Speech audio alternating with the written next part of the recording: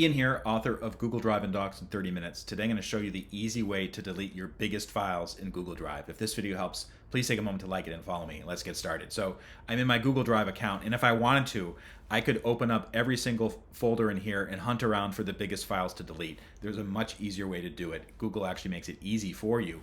On the left side of your Google Drive home screen, and this is the same whether you're using a Windows or a Chromebook or a Mac or any browser. As long as you're logged in, you should see something like this. Click on that, and then what it does is you can see it has the biggest files in there in kind of the order of how big they are.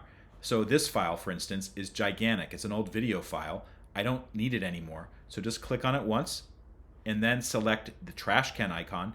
That will remove it.